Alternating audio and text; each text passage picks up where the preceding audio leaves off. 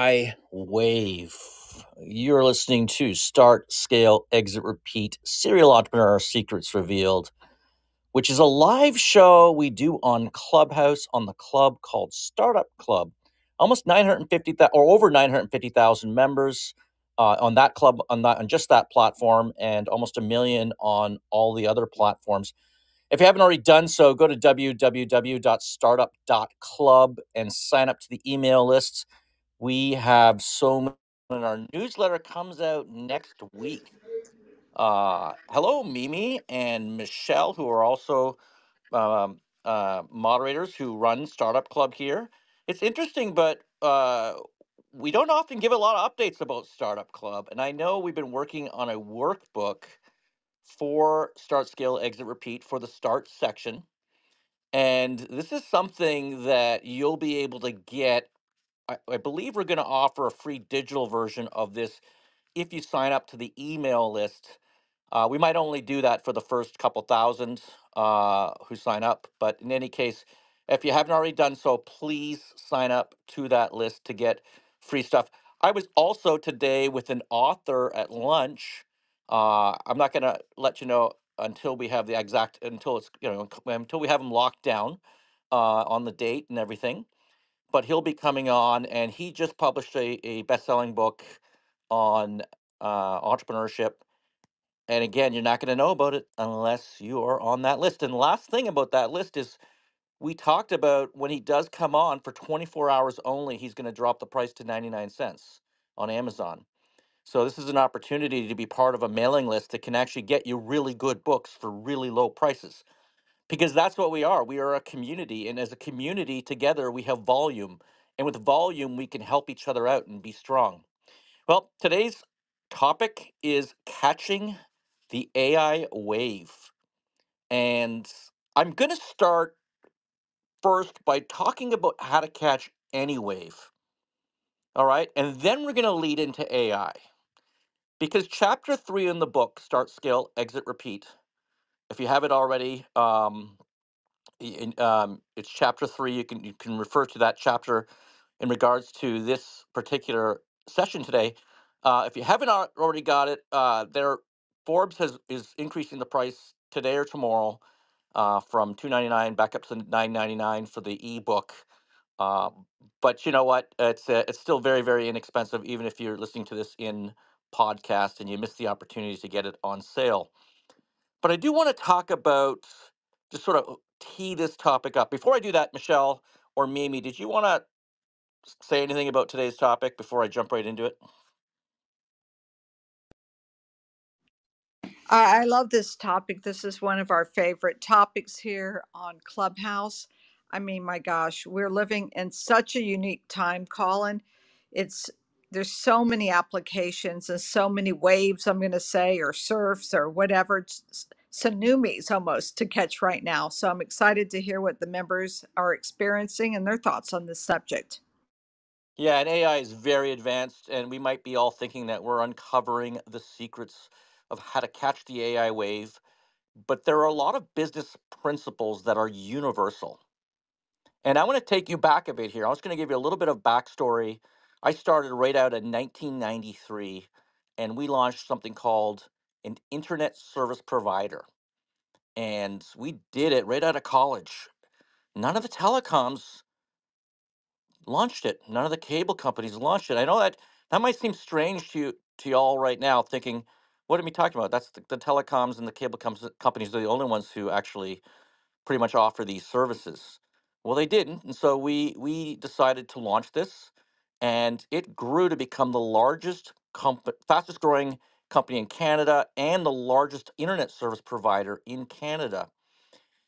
We literally experienced unlimited demand. The banks refused to fund us in 93, 94, 95 because they said internet's too risky, it's too new. This is not something that we want to get behind. So we had to self-fund it, beg, borrow, and steal, do whatever we could. Uh, and eventually, of course, the telecoms began to catch up. It took about 6 or 7 years before they actually did catch up to us. And they already had an embedded user base. So back in the 1997, we did a site called Two Cows. the ultimate collection of windsuck software. Don't get carried away with the geeky name. It was two cows. We're five. You know, 5 cow rated software you could download. Some of you in the audience who might be a little older might remember that. But in any case, it became a PC Magazine top 100 website when we developed a mirror system and had the servers mirrored on internet service providers all over the world. And I'm gonna tie everything together here in a minute, okay? In 2000, we launched a hosting and email company that targeted telecoms, and we signed telecoms like AT&T, Vodafone, British Telecom, pretty much cornered the market on small business hosting and email services sold through telecoms in the 2000s. In 2012, we launched a company called .club, .club, which is an alternative to .com, .net, .org. And that's when ICANN had deregulated the namespace. We launched probably about a dozen different companies that I haven't even touched upon here over the last 20 years. Companies that in some cases they don't seem high tech, or they don't seem to be taking advantage of a wave, but in fact are. Companies like our Airbnb that we have on North Captiva Island, which before Airbnb came along, none of the homes had hardly rented. Now 75% of those homes on that island are rented through services like Airbnb. So, what was it that we were doing over the last 20 years? We were identifying a paradigm shift, a technological shift. We were figuring out what it is, where this wave is going, and maybe it was a little bit of youthful enthusiasm, quite frankly. Uh, but at a certain point it switched. In 2012, I went to speak on this topic at MIT, and at that point, I was asked to speak because I had started, scaled, exited, and repeated so many times that people wanted to figure out, well, what were you doing right over and over again. And we began to look at those patterns, and one of those patterns was that we caught a wave. We identified a technological shift. We identified a paradigm shift. We identified a regulatory shift. See, in the early 90s, people were getting on the internet, millions of people. In 2000, broadband was the paradigm shift. And so that's when we launched our software as a service, our cloud computing company. And then in 2012, the ICANN deregulated the internet namespace, and we were able to apply for .club to compete with .com, .net, .org, and then sell over 1 million domains before we sold to GoDaddy a couple of years ago. I mean, at the first, and then okay, so I'll keep it going here a little bit more. We launched e-commerce companies as the rise of micro brands when people began to trust using a credit card on the internet. They began to trust companies outside of Amazon. Paw.com right now has sold over 1 million products and has hundreds of thousands of customers who shop at our site every year. And then we did Airbnb, and we've done many, many other companies as well, all taking advantage of this paradigm shift. It sometimes you'll see in the market a paradigm shift that works, and sometimes you see it doesn't. Let's talk about one that hasn't worked out so far.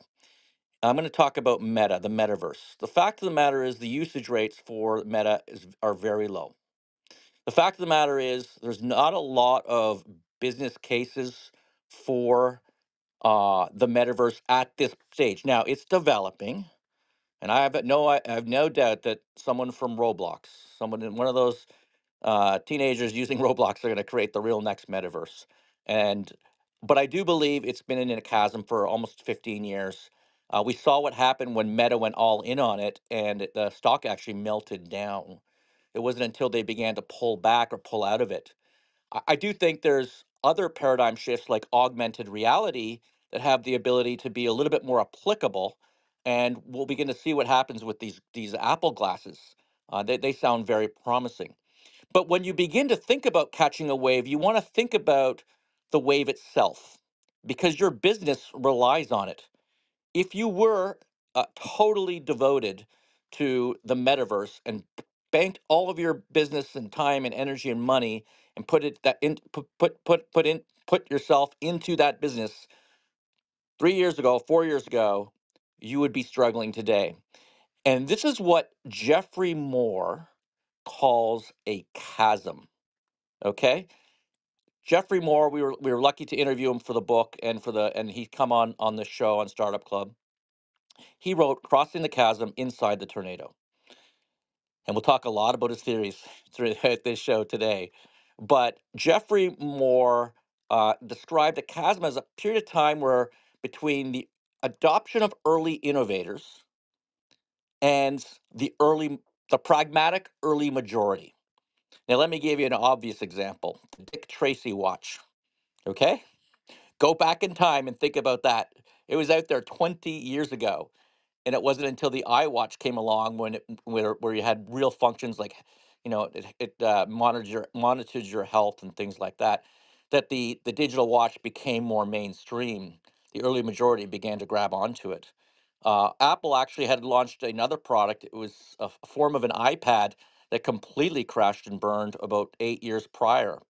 And so, if you were developing applications for that particular iPad at the time, they didn't call it the iPad. I can't even remember the name of it right now, but if you were, then you'd be dead in the water. So we want to think about the paradigm shifts that occur in the market. And I'll talk about a few of those paradigm shifts out there. And we have a whole list in the book, by the way, because you can, in almost any industry, find a way to ride that wave. Uh, Now, we are on the precipice of one of the greatest paradigm shifts in history. And trust me, you are not too late. This is the very, very beginning where AI will mint more millionaires than any other technological shift in history. It's so incredible to see the kind of impact it's made just on our existing startups. The efficiency, the ability to improve our profits, the ability to get more customers, the ability for a solopreneur to literally operate a business at a much higher level. I liken it to Tony Stark wearing the suit. You're an entrepreneur, you've got your abilities, but you're not a lawyer, you're not an accountant, you're not a marketing executive, you're not any of those things, and yet you are every one of those things now once you strap on that suit. AI is truly going to be a paradigm shift. And there are two ways we can look at AI when we try to catch this wave. One is we have an existing startup, we want to use it to accelerate our startup, institute elements of AI to help us accelerate it. And the other is we want to launch an AI startup. Here in the incubator, we've very, very recently launched a company called Pensilla. We invested in the company, we're advisors to the company, and it's a company called Pensilla.com, Pencila.com. And that company is your AI marketing staff for e-commerce businesses for $99 a month. All right. So we've already now begun. It was been in development for 14 months. They finally got out to launch, and they are now in a position to win in that particular market. But they're going to need to do some things very, very carefully because there's some rules in the tornado. And we're going to talk about those rules and how to succeed in a tornado in a few minutes. But if you're in the audience and you have an AI idea, a business, or you've used AI to accelerate your business, please come on stage. If you're listening to this in podcast, just a reminder, this is a live show. It's a little bit of a different format than you would often find in a podcast. It is a format that is live, and we have a live audience. And you can come on stage. We encourage people to come back week after week and come on stage and share their knowledge or ask questions of the panel. And we do have a number of guest speakers who are coming on to this show over the next month or two. Some of them are in the AI. A lot of them are entrepreneurs and serial entrepreneurs who love to try to crack the code of what it takes to be a successful entrepreneur. Michelle, I'll take a break here if you want to, but I do want to talk more about this tornado and how we can capitalize on that tornado as well. I just want to let you know too that this is a topic, this session. If you do come on stage, we are using the notes from this episode to write an article for Forbes, which will be published over the next month or two. So just letting you know as well. Michelle, what are your AI thoughts? I mean, I just unleashed there, didn't I? It was quite a diatribe. I know. It's a little overwhelming. I mean, there's so many use cases and so many opportunities. I think what we should discuss is, how do you get started? How do you select which direction you want to go in, Colin? And I know in the book, Start, Scale, Exit, Repeat, you go over a lot of those principles that you've experienced successfully when trying to select, even how to go about this. So I kind of want to like go over a few points of that with our audience here, with the members of Startup Club, to help us put together or think of a framework that we could work within. Okay, so Yeah, you yeah. know go ahead. No, go ahead. I didn't. I thought you were finished. Yeah, I mean, I'm just going to read out a couple of things that I think is important for us to think about as we are making our plan, or like I said, just trying to figure out how we're even going to get there. So one of them is like, you know, timing is essential, right? You talked about Jeffrey Moore. For those that don't know, it's a fantastic book. It is a classic, and it is called Crossing the Chasm. So it's about marketing and selling disruptive products, I would say also, and developing them too in a mainstream consumers. So I think one key thing here is, I know people like have grandiose ideas about it saving the world, and like you said, Tony Stark and this and that, but there are some very easier ways to get started and grow your idea and test your idea. So what are your thoughts around selecting and getting to market? Like, are we trying to get to market with the MVP? Are we trying to raise money? What are we trying to do, and how do we actually get started with all of our big ideas, Colin?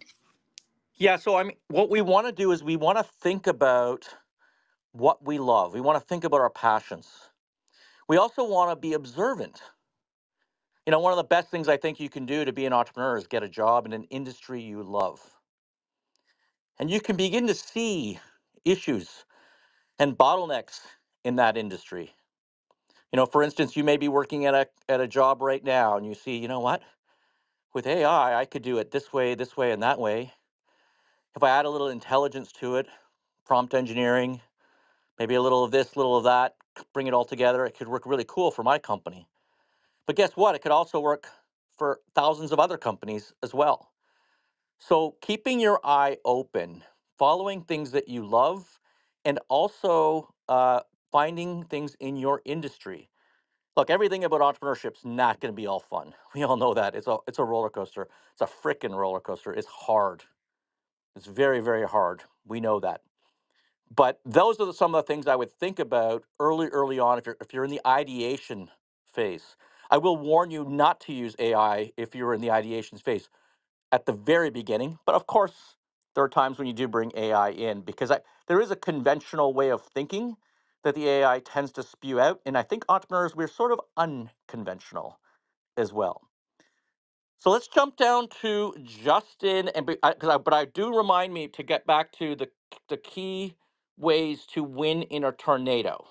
Okay, and we'll have to get the CEO of Pensilla Yeah. to listen to this episode. All right, but love to jump down to you, Justin. Nice to see you again on stage. We really appreciate you coming on stage and sharing with us. Absolutely glad to be here. Glad to be part of the Startup Club. Um, so, for those that may have heard me in other rooms, I have developed an AI cold calling bot. Business to business prospecting is an essential task, but it's also like the ugliest portion of the sales process. And by being able to automate that and have it be successful on a consistent basis, which is better than most humans can do, we're solving a problem of lead generation by either cost or effectiveness. So that's my thoughts on how to catch the AI wave, is to just look at the same way you do any other entrepreneurial venture. Find the problem and create a solution that can be marketed to solve that problem. I'm Justin with the orange beard, and that's my time. Now, Justin, what's your problem? I know we did. You talked about it last week, but I think everybody would love to hear it again. What was the problem you saw, and how are you solving it? So originally, I was a freelance cold caller, and I realized that the problem I solved was weak or empty sales pipelines. Um, and in doing that, I built a successful freelance business, scaled that freelance business, and had moderate success. And then about 6 years ago, I saw a demonstration of Google Assistant scheduling a hair appointment. And I realized there's not too many steps between scheduling a hair appointment and scheduling a sales call. So my job was going to be automated, and I decided to automate it. And I started looking at how would I automate it? What are the benefits? And really, the biggest benefit is for guys like me who do cold calling as a task, who could automate that and increase the number of people we serve while decreasing our labor and increasing our income without adding personnel, without having to scale personnel. So that's our target market. Knowing your target market and what their problem is super valuable when determining this. So I went from a very personal experience. I was a freelance cold caller. There's 724,000 BDRs, SDRs in the country who do cold calling full time. Okay, what if we could automate that full-time labor and free you up to spend more time doing the emails, the follow-ups, all of the things that'll actually lead to closes, and just keep your pipeline full all the time? So that's where we came at it from that angle. Yeah, and then AI comes along, and that's going to take it to a whole new level. And that's what I'm excited about. I think you're involved in something today, and you're working on it, and you're working on it, and then you begin to realize, oh, I can implement AI with this. We use a software called Rhythm Systems, and there's a feature now. It does goal setting for small businesses, and there's a feature now that they have enabled that actually helps you write the goals. And believe it or not, it's not as easy as you think. In the book, we talk about SMART: specific, measurable, attainable, relevant, and time bound. But that sometimes can be a little tricky to come up with. And they've already done a lot of the thinking for you. You just have to put a little bit of information in, and it can make it better. Another thing that we're seeing, another project we're working on, Mimi and I met with two developers today of Startup Club AI. And Startup Club AI is a project where we're taking all of the book itself. We're taking the podcasts, all these shows that we've done. We've done about 150 shows now. We're taking all of the videos we've done. We've done about 80 videos, and we're starting to launch shorts now, YouTube shorts. We'll take those as well. And we're putting it into the AI so that when you ask a question of the AI, uh, you know, it's very possible 6 months from now, you'll ask a question of the AI, and Justin's answer is going to pop out for you in a audio version, or there'll be an article from Forbes that talks about this, or whatever. So we've been working on trying to put that together to make it very simple.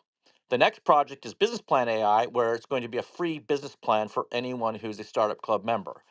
And the project after that is Press Release AI.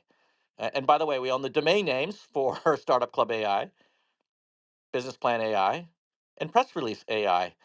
I never actually talked about that element of catching a wave, but one thing I did notice, and this is the value of Clubhouse, by the way, because Clubhouse really, when something big does come along, it really does.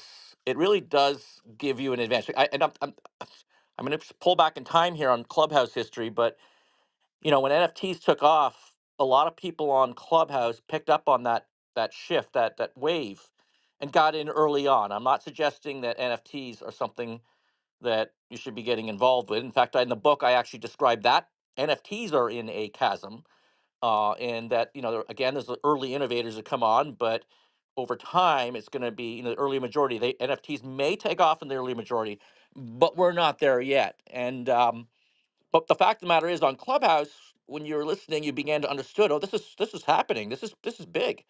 And this happened last November. It just exploded on Clubhouse.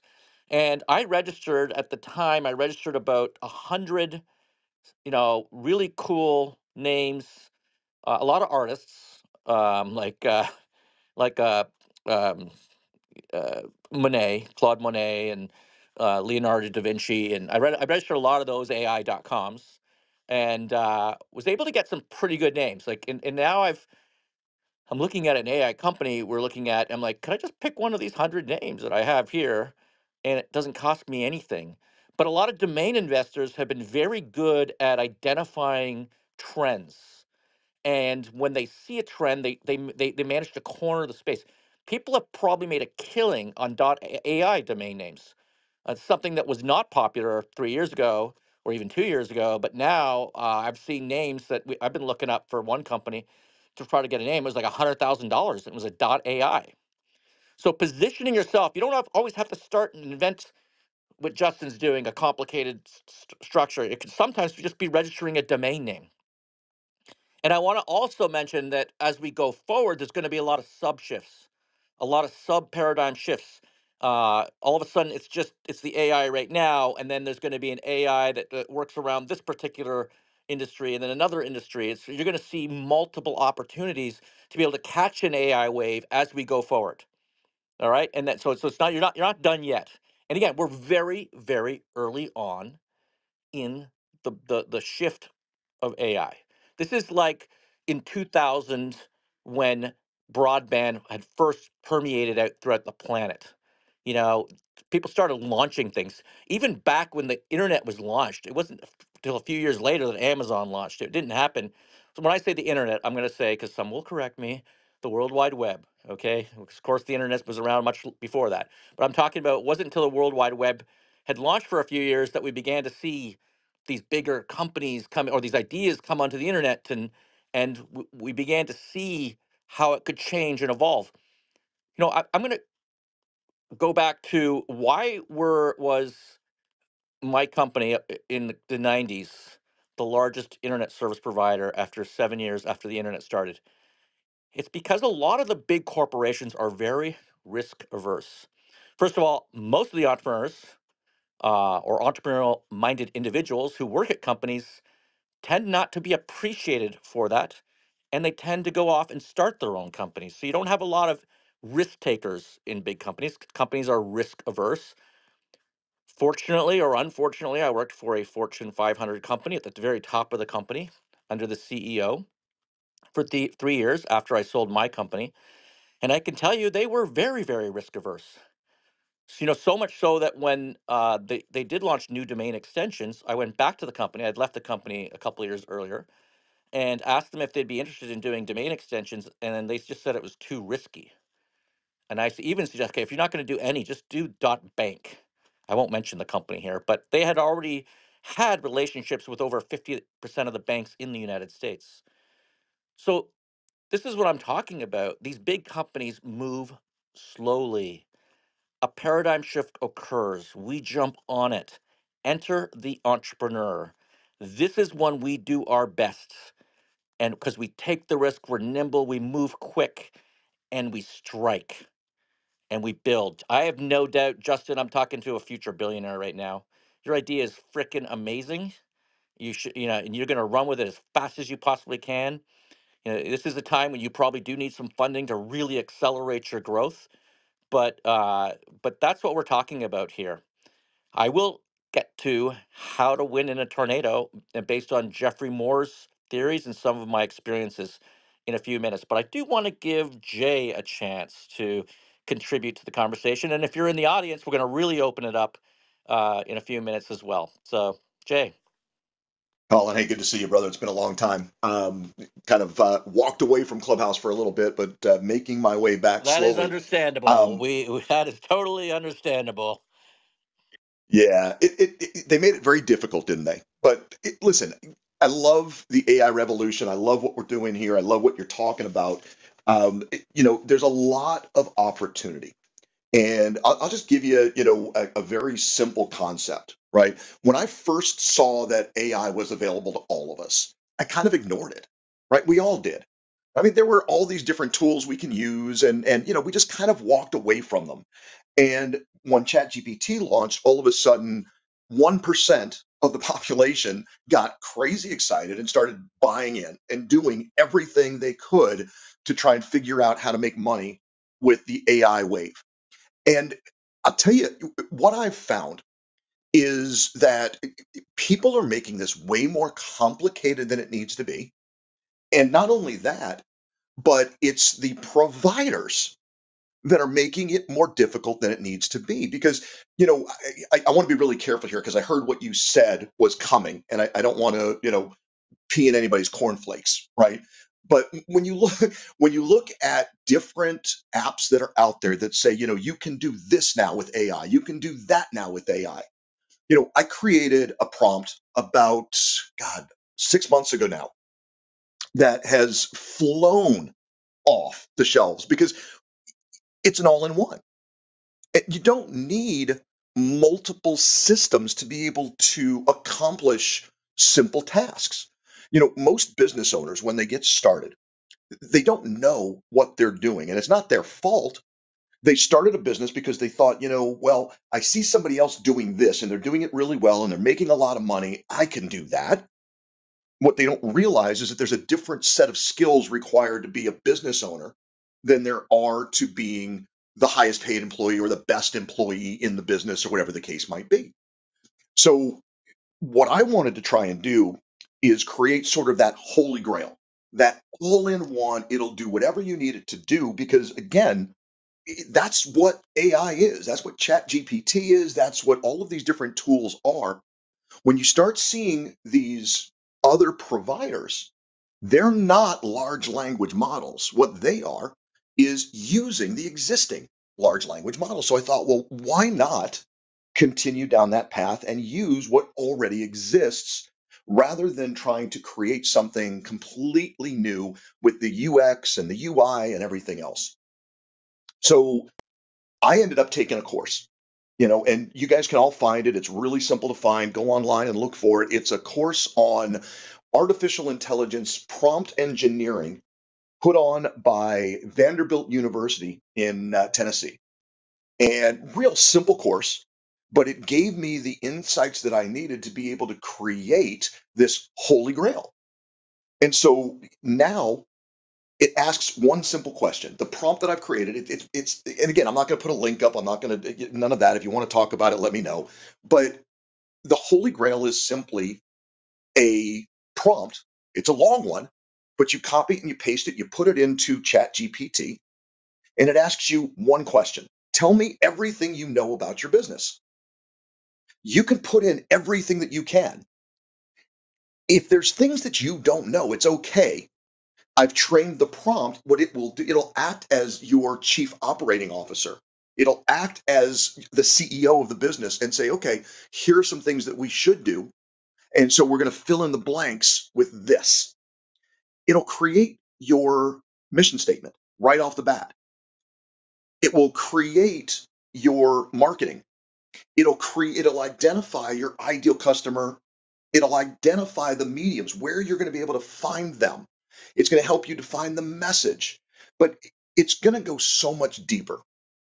And Colin, you and I both know, there are so many different forms and strategies and tactics and all of these different things that a business owner is going to want over time. At some point, we're not talking about it today because it's Startup Club, right? We're not talking about exit strategy yet, but shouldn't we have an exit strategy? Shouldn't we have at some point a continuity plan? So if God forbid some disaster happens, we can get back to business very quickly. Well, most business owners don't know to write one and don't know how to write one, even if they did know that they existed.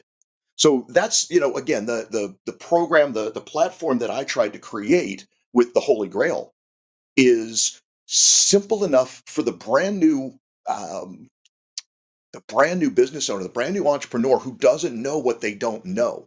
Just tell me everything you can. I'll figure out the rest on my own. And it'll give you, hey, does this sound right? Does this sound right? Do you want to change this? Do you want to change that? but it'll walk you step by step by step through every document, everything that you'll ever need. It's not on a separate UI. It's not a separate UX, right? So I mean, it's just a prompt. But So Shay, I was like, we could run 3 episodes just on this conversation, and I have to sort of focus on a few things. One is, so you're not a big believer in that there's an AI for that. I know I came up with that a few weeks ago, but and maybe there's an AI for that is really it still pulls from 3 or 4 engines, right? well, But see, that's it. Doesn't it? No, I don't think it has to. Right. So forget do the you think product. ChatGPT can do everything? No, probably not. Well, certainly not. I mean, we know that it can't do everything, but it is incredibly powerful. It can do a lot more than we think it can. The problem is most people don't know how to utilize it. They don't know how to ask the question. And if you don't know how to ask the question, then you're going to have a very difficult time getting the right answer back. Is it the ultimate large language model? No. They're getting better and they're going to continue to get better. But as entrepreneurs, I think what's really important is that we start. Not that we figure out the exact perfect every single time, but just that we start. You can't perfect something if you don't start. Powerful You AI, but can't it's get not the good at it only if you don't AI out start. there. So Designed for I different purposes. I'm No, getting Each one has an its own upset. strengths and weaknesses. Pi, for example, is specifically designed to be a friendly and approachable AI that can help people with everyday tasks, provide recommendations, and engage in casual conversations. So, while ChatGPT is great at generating text and answering questions, it's not the only AI you might need or want to use. All right, I sort of fumbled that one. I didn't mean to cut you off. Let me get rid of her. Let me get rid of him. Uh, I was just asking Pie's opinion of that, which is a completely different LLM. But in any case, keep going, Jay. I mean, my biggest, it's not a complaint. My number one piece of advice to a new entrepreneur is to figure out how to utilize large language models. Whether, I mean, whichever one you're using, I don't know that it matters a ton right now. As you get better, as you learn more, and as these models continue to progress, chances are you're going to switch from this one to that one, from that one to this one, back and forth. And, we might switch 20 times before we decide, okay, this is the Google of AI. This is the Microsoft of AI. And I know they've got their own AIs. That's not my point. But they are the Kleenex, there we go, of AI, right? And once that becomes kind of well known or universal, then okay, fine, somebody can really lead the way. But I think what's most important is generative AI, large language models, all of this AI stuff.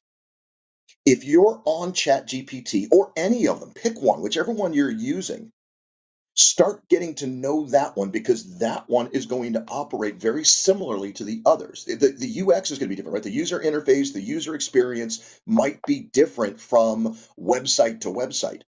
But if you just stick with the LLMs themselves, if you stay right there at home, you can learn a ton. You can accomplish literally, I mean, as much as you want. You can create your own prompts. You can generate your own marketing. You can do all of these things that are going to make you more prepared, right? They're not going to make you smarter. They're not going to make you more capable. They're going to make you more ready. And that's the thing. We've got to get comfortable because I'm just telling you right now, nobody's going to lose their job because of AI. You're going to lose your job because Justin figured out how to use AI better than you did. You're going to lose your job because I figured out how to use AI better than you did and we're in competition. That's where the loss is going to come. So rather than face that, let's just learn how to use the tool. Let's start at the very top. Let's use the basic tool, figure it out. And when you get good at that, then we can start siphoning down and looking at, more products, more services, more this, more that. That's all. Oh no, I think you're on to something here, and let me give you an example. I've gotten pretty good now at taking contracts, inserting them into, in this particular case, I use ChatGPT, and learning how to ask the right questions, and then keep going deeper and deeper and deeper under this scenario, under that scenario, under this scenario, under that scenario. It's insane. I've saved so much money on legal fees, and I hope no, there's no lawyers here in the audience. Of course, there probably are, but the reality is, it's going to be one of the spaces that gets decimated the most. I can tell you that. And but it's all about learning it. I didn't go through an app. I didn't go through special apps. It's about learning it. And I love that you shared that message. Jay, just please share with us. You said you didn't want to share the link or whatever, but we would be happy to hear from you if you could share your website or something, just so we could learn more about what you're talking about. You know what, Colin? I'm gonna respectfully decline for two reasons. Okay, one, I respect this space too much. It's your space, and I don't want to do that. You just gave me permission. I can, but I will tell you that one of the biggest issues that I think entrepreneurs have is being too reliant on service providers. And I made a massive, massive mistake in my business. I mean, I've been pretty successful over the years, but I made a massive mistake this last year in not properly vetting. And my entire web presence was completely non-existent. It just all was taken away from me. I'm in the process of rebuilding. I've got the website up, but it's not ready, to be honest with you, Colin. Got it. Okay. But if you Yeah, back channel me, just me, don't tell anybody else. Just back channel me, and I'd love to check it out and learn from it. And really, I'd love for you to keep coming back on our show and talking about this kind of stuff. I'm going to do something a little unconventional. Laura and Julian, is Shadow had a thought related to this particular topic. Shadow, you discovered something that you want to share with us? Yeah, I came across it today. Actually, it's a Chrome extension called Chat Hub, and it will allow you to use up to 6 LLMs at the same time. So I And maybe watched a you video could on it. post that. Can you pop that up in the top there, the window? I believe I'm not real handy on doing that on I mobile. know I'm putting you on the spot. All right, but yeah, you just click on the three dots, and then you can go down and it says pin link, and then you just cut and paste the link you sent me. Justin, you wanted to jump in there, and then we got to move down to Laura. But Well, what Shadow's describing is actually called a vector model. Those are kind of the newest thing where they're combining LLMs into a larger conglomerated database. Um, but guys, the real thing I want to put out there is if you're not on the AI train yet, uh, we are already 7 months, 8 months away from artificial general intelligence, AGI, which is going to change the game again. So I would start figuring out how to use AI somewhere, because when AGI hits, you're going to need to adapt again. And if you don't, you're going to be 2 generations behind. yeah, can you define that a little bit? You can't just drop it again. I know you did last week too, but can you define AGI? Can you define it for us? Absolutely. Artificial general intelligence is different from the intelligence that we have now in that it actually can learn. It can continue to learn new things and modify from the interactions it has. Whereas generative AI, the current generation of artificial intelligence, still is limited within the constructs that it's set up with. So if I create a GPT assistant and I say, you know, the stuff from these books, it can't learn anything outside of those books, right? You have to manually put in, you must learn this new thing for it to do that. AGI is going to do that part on its own. That's the big difference. It's going to be able to learn on its own. And in the same way that AI helped speed up the road to AGI, AGI is going to speed up the road to ASI, artificial superintelligence, which can outsmart us. So, for instance, with Start, Scale, Exit, Repeat, the book, I can ask it to do an addition to, and it will just do it because it can learn everything and go on the internet and figure out how to apply each piece and deliver a version two. I mean, I don't know if I'd be comfortable with that. I'm just theoretically. Oh, Laura's like, no, don't do that. I know it's so, no. There is a reason there are humans on this planet still. There is a reason. AI will not take over. Laura, that's good time for you to jump in on that one. I like that thumbs down. That was great. Yeah. Hey, Colin, you're a epic person. You and I didn't overlap very much. We both have spent thousands of hours on this app. I'm the co-founder of the Pitch Club with Sohail and Sama. And Edna and I know you're super close with Edna. Edna and I co-founded Strategic Mindset, also a major club here, over 50,000 during the heyday. And we've all seen a dive and tank and churn of not just Clubhouse, but just the use case of social audio. But great. I look forward to reading your book. I am a huge user of AI. I love Jay. I know Justin from him coming on the Pitch Club and some of the things that he's doing. But I think that there's an AI for everything. I'll be short. There's an AI for that. I mean, I do think that there are the core engines, right? They're the core LLM engines that are the brains, and a lot of people are building off of that, that's just innovation, right? That's part of what when you create, and some are open source and some are closed source, and you go to whether it's OpenAI, Microsoft, or Google, which was Bard, and now Gemini. There's a core group that have billions of dollars invested. Tens of billions of dollars invested. And I think that this week, if you want, I'll put a link in the chat. There's this week, Microsoft news was they're not putting everything into Sam Altman. I mean, there was all that drama that went on, and then he kept his position. But they've now found somebody in Europe who's doing some incredible innovation. And that's what's so amazing about the world and people and our brains. And these are tools. Yes, do we have to understand how to use them? Yeah. But the fact is that the millions of businesses out there, entrepreneurs, most of them don't even have a decent website. Most of them don't have a lead gen funnel. Most of them don't even have a website. They're still using Facebook because their customers are coming into them from walking, brick and mortar, and they're facing this whole online shift too. So I guess in a nutshell, I'd say, if you want to stay on the cutting edge, then definitely lean into any kind of innovation, and AI is just top of the news innovation, and make sure you understand what's going on with the brains.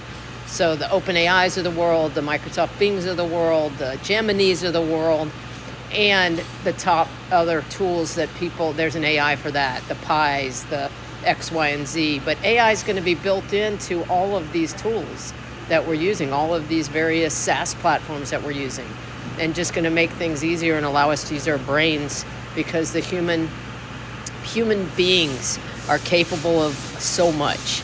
And that's what I'm excited about, being able to see the next gen of what we're going to be able to do and the problems we're going to be able to solve, because some of these day-to-day things that are not really exciting that we do, we're going to let other types of robots and AI tools do. Back to you, Colin, and it's an honor to be on your stage. Hey, no, Laura, we really enjoy you coming on and appreciate it. If you wanted to pin the link up there you mentioned, you can do that as well, instead of putting it in the chat. But I wanted to say that it's fascinating because we had Jeffrey Moore on Clubhouse, and he was interviewed for the book, and he was on the Clubhouse, and we talked to him about social audio chat as a paradigm shift. And it was, by the way. It was something new and different, and the pandemic really accelerated it. And he mentioned that I had sort of thought Clubhouse had won, and he goes, "Well, no, actually, they have to continue to innovate, and do what none of the competitors are going to do." And what we've seen them do is innovate in the wrong direction. And the competitors like LinkedIn Audio or LinkedIn Audio and Twitter Spaces, and they've been innovating. And even Entree, I've been using Entree, and I know it's a small platform for entrepreneurs, but I've been finding it a lot of success there. And I can actually do masterclass PowerPoints. I'm doing one, I think, next week on the same topic, this actual topic here. We're doing a masterclass, which is live next 3 o'clock Eastern next Friday, and it's the only time it'll be free to see. After this, it goes into you have to have a pro membership in order to access any of the master classes. And this is something new they've started, and this is our 5th or 6th masterclass session. Absolutely free next Friday at 3 o'clock on Entree. And I have no ownership in Entree or anything like that and whatnot. I just do all of this because I love it. Mimi does it because she loves it. If you've seen her site, Laura, she's worked so hard for 2 years. Michelle has done a great job leading the club as well.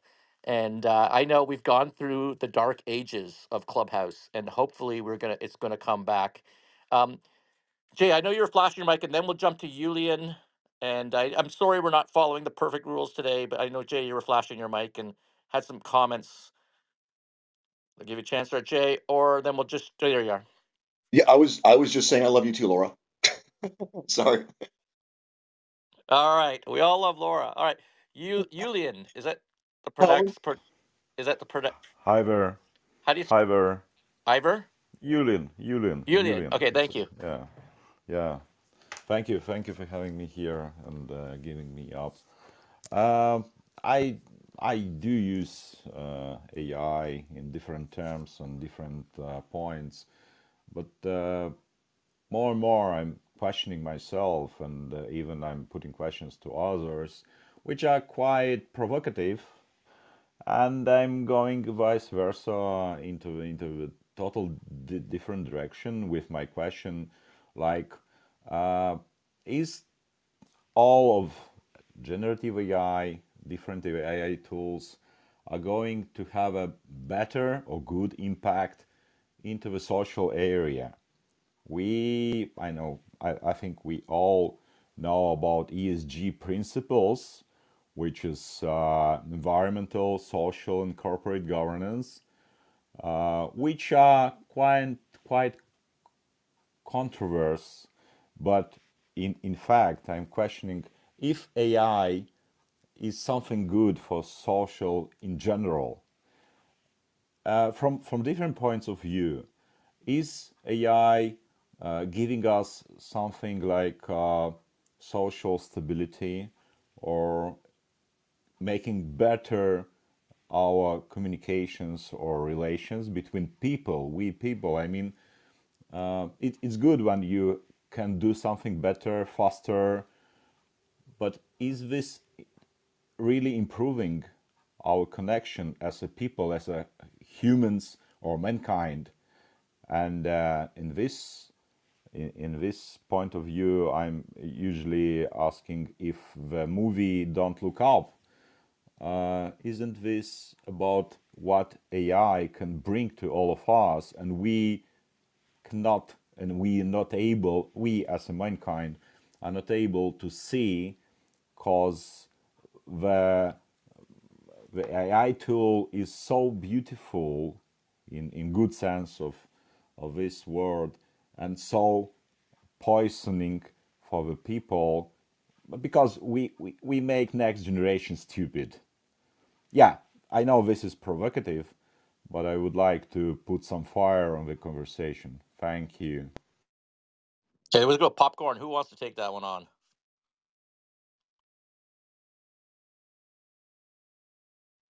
Anyone? Anyone? Bueller? Anyone? No, it's like, I mean, I don't know. I don't know if I could take it on. I think this is so uncharted. I mean, it's going to be very sad. I was in my car with my son about 8 months ago, a year ago. He spent 3 years doing architectural school, and my daughter is actually taking a master's in AI right now. And she was like telling him, "Oh, you're going to be, your job's going away. Like the architecture is going away." And I said, "No, hold on, slow down. This is going to be a paradigm shift for architecture. It's going to be a paradigm shift for law. But it's those architects who embrace it, who work with it, who learn how to harness the power of it, and instead of hiding from it, running from it, who can actually face it and thrive with it by And I gave him some examples. I said, we've been doing this Airbnb business, and we're now doing purpose-built Airbnbs on the North Captiva Island. And I said, but there's no one has done any architectural work around this. You can start to begin design those architectural drawings. You could have 100. You could use the AI to help you complete those, and you could sell those drawings. And because there are some elements of human creativity that, again, I know AI is trying to emulate, but I do believe that there will be a purpose, a role for the human race. Anyone else want to jump in? Because I do want 3 or 4 minutes to Yeah, I the can end. just real quickly, Yeah. 30 seconds. So it's funny, as we're talking, I'm posting this room and the link to the replay on LinkedIn, and up came rewrite with AI, and I hit rewrite with AI, and it was crappy. So now I'm copying what I wrote. I wrote something that's pretty simple. The link, join us, picture, the screenshot, and a little social currency. And then I'm dropping in ChatGPT and I'm asking it to rewrite it. And then I'm going to cut and paste it and maybe rewrite, or I'm going to keep what I just did myself because it was better than the AI. But back to you, Colin. Yeah, I would encourage you to keep what you do yourself. We so I've been looking at the reviews for the book for Start Scale Exit Repeat on Amazon. And if you do decide to do a review, by the way, and I do appreciate it, but if you just do decide, please just give me a 1 or 2 sentence. Don't go to ChatGPT and cut and paste do a review on this book, because I swear half of the reviews are done that way. I really appreciate it.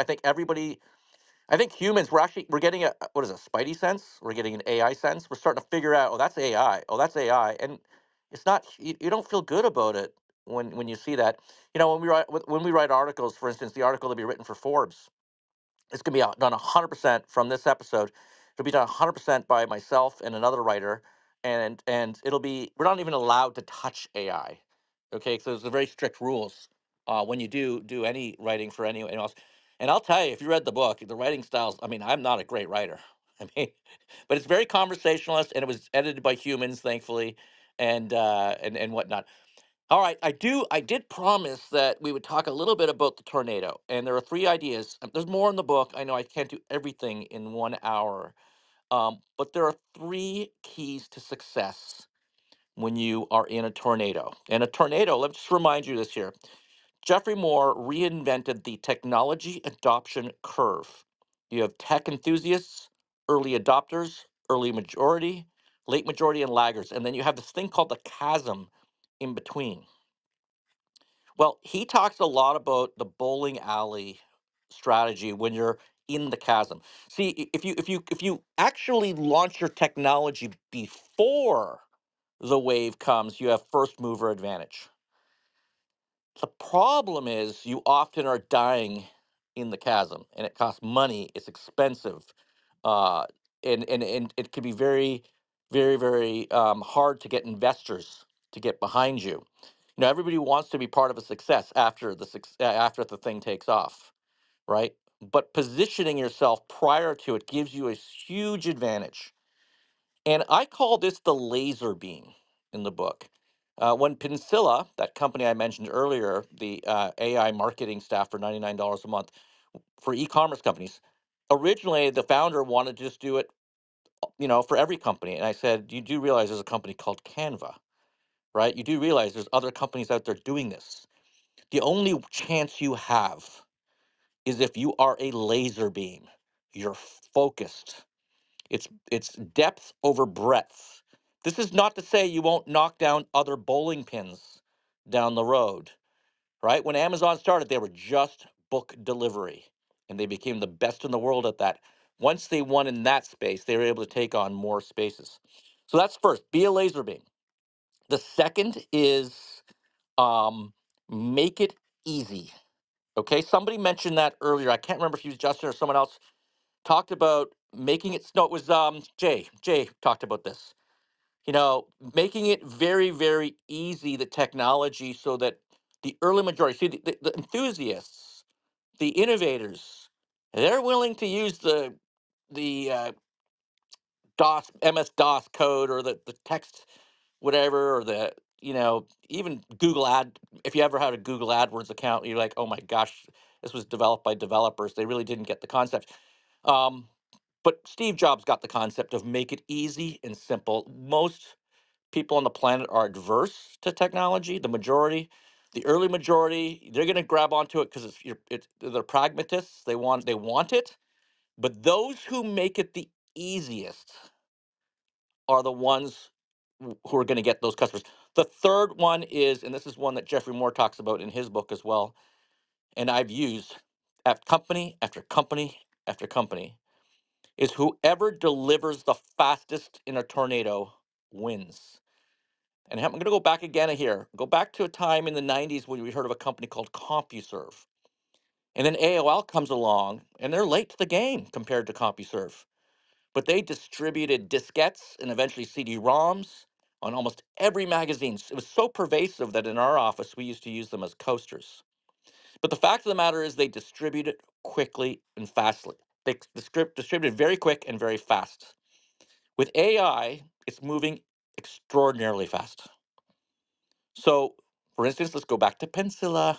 This is an example. So I'm sharing live shit, and I know it's probably not going to make some people happy, but this particular company, if it wants to succeed, it needs to distribute the fastest. So this week, we're partnering with a influencers in the e-commerce space, and we're going to blow it out to hundreds of thousands of e-commerce companies, offer it for free, get them on the platform, and win over that market. And so that's an example of what we call distribution.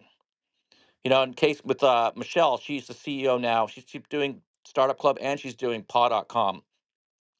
Paw.com is a company that has done very, very well, three times on the Inc. 5,000 fastest growing companies lists. But we realized after the pandemic, we had a post-pandemic hangover. We were relying too heavily on Facebook. And this is a products company, and we realized we have to expand distribution. So what she's doing now is she's looking at how can she expand distribution.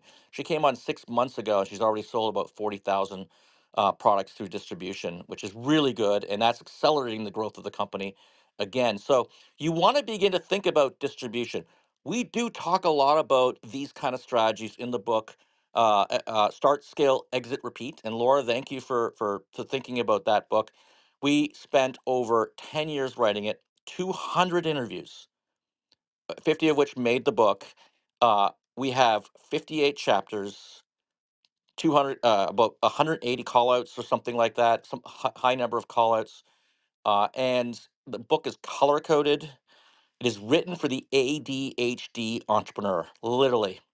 It's we've tried to make it as simple as possible, but it's full of stories. It's not a textbook. It's all about the stories, the successes, and the failures. And we cover all of those. And we're so lucky to have the community, Laura, of Clubhouse, of Startup Club, to be able to track the kind of speakers and authors and serial entrepreneurs to the club to be able to put this book together. And it's a true testament of the community. And today, this show was a testament to the community. And if you are listening to this in podcast or you're listening to this on YouTube, uh, this is a live show. You can come on stage. This is not a traditional podcast where you cannot participate.